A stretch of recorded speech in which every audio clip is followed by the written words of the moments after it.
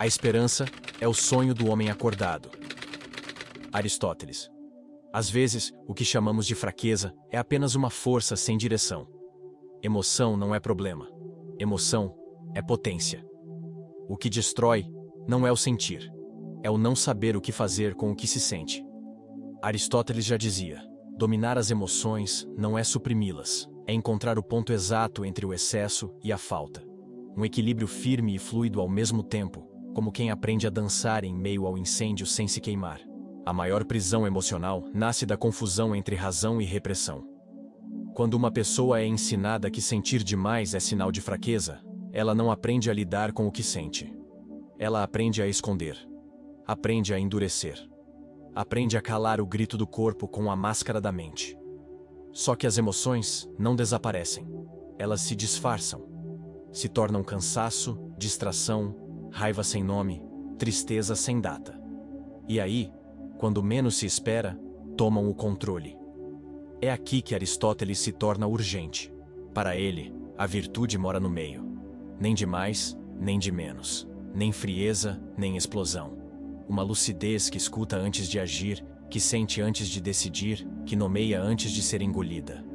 Dominar as emoções, para o pensador grego, é cultivar uma ética da presença. É agir bem mesmo quando a alma está em tempestade. É transformar o turbilhão interno em sabedoria externa. E isso não é ser frio. Não é virar pedra. Não é calar o coração.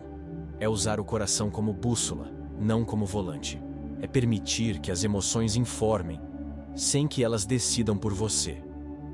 Sêneca dizia: quem vence a própria raiva é mais forte do que quem vence exércitos. E talvez, no mundo de hoje, essa seja a força mais rara, a de quem sente intensamente, mas responde com lucidez, porque no fim, não é sobre suprimir o que você sente, é sobre não deixar que isso comande a sua vida no escuro. É sentir e escolher, sentir e entender, sentir e transformar. Essa é a verdadeira liberdade emocional. E ela começa agora. O erro invisível. Confundir controle emocional com frieza. A maioria das pessoas que tenta dominar suas emoções comete um erro silencioso. Confunde controle com frieza. Acha que ser emocionalmente maduro é não sentir, não reagir, não demonstrar. Mas Aristóteles já alertava: a virtude está no meio, nem na explosão desmedida, nem no congelamento da alma. Coragem não é ausência de medo, é presença lúcida, mesmo quando o medo está ali. O verdadeiro domínio emocional não nasce da repressão, mas da compreensão. Reprimir é calar. Compreender é traduzir. E o que não se traduz, retorna como sabotagem. Jung dizia com clareza: aquilo que você reprime, te controla de forma inconsciente. E a neurociência confirma. Suprimir emoções aumenta o estresse, enfraquece o sistema imunológico e aprofunda a confusão interna. Já entender e nomear o que se sente reduz o impacto emocional. Organiza a tempestade. Não se trata de virar uma pedra. Trata-se de se tornar um rio. Um rio que flui, mas não se afoga. Que sente, mas não transborda em qualquer direção. Dominar as emoções é saber reconhecer o medo e, ainda assim, agir com firmeza. É escutar a raiva e responder com assertividade, não com ataque. É acolher a tristeza sem se entregar à paralisia. Porque, no fundo, o poder não está em negar o que você sente, está em escolher como agir, mesmo sentindo tudo. E isso só é possível quando você abandona a ideia de que maturidade é frieza.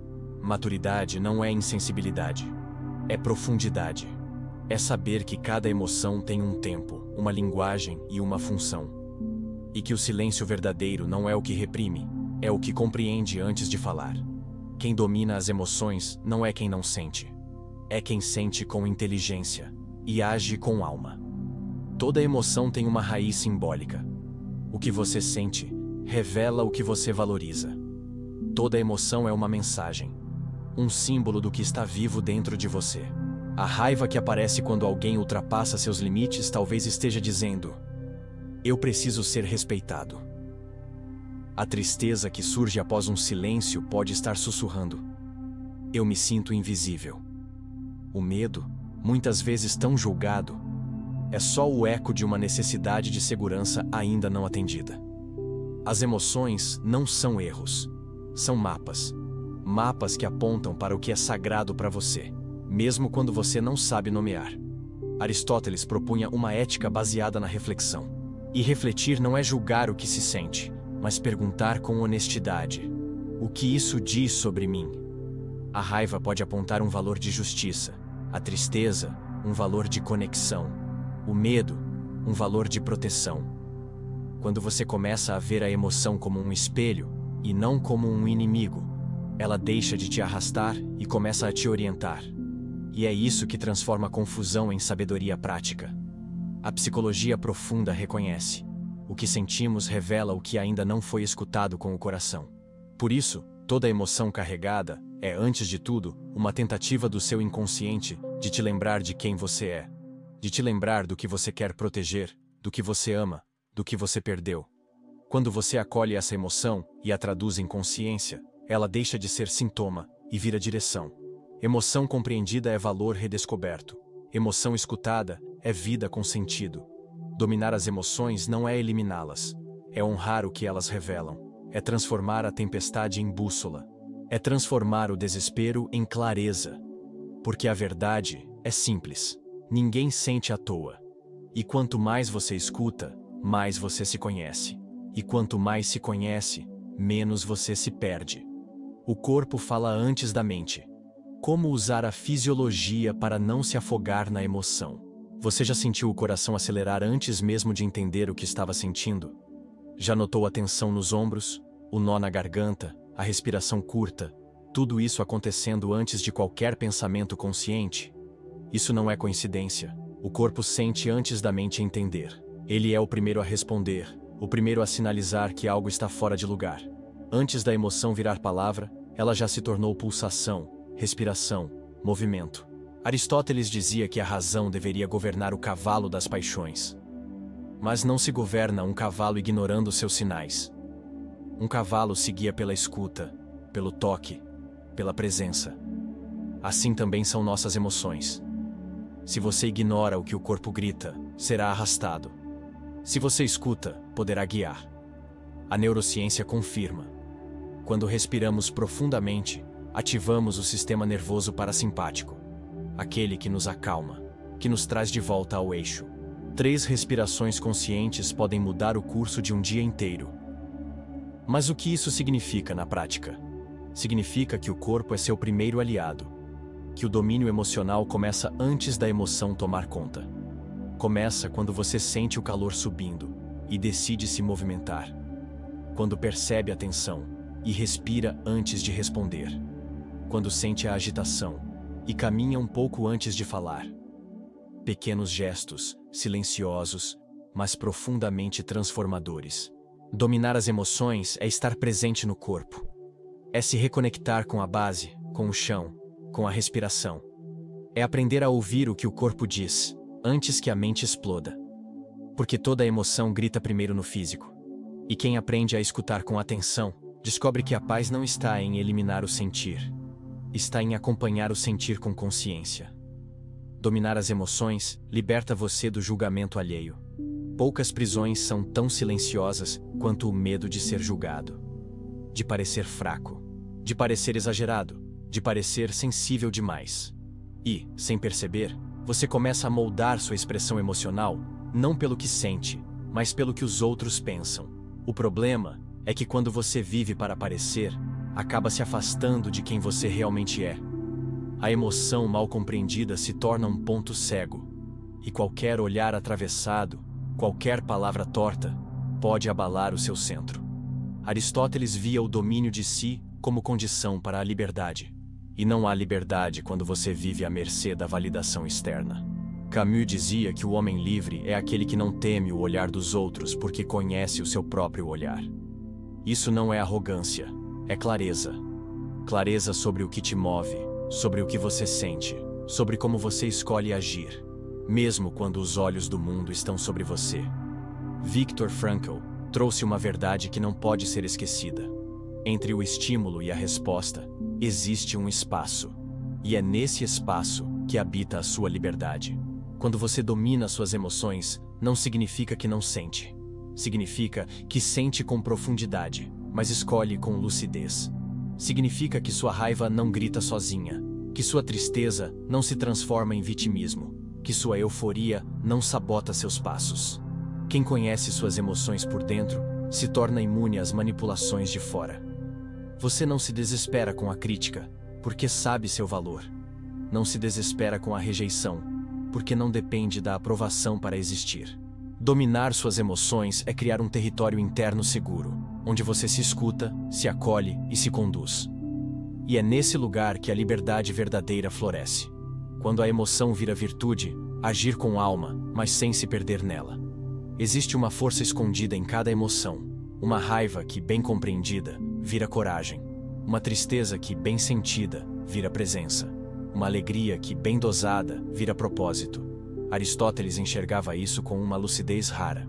As emoções não são erros, são potências, mas apenas se conduzidas pela razão e integradas à ação justa.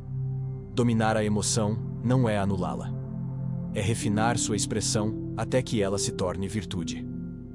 A coragem nasce do medo, não da ausência dele.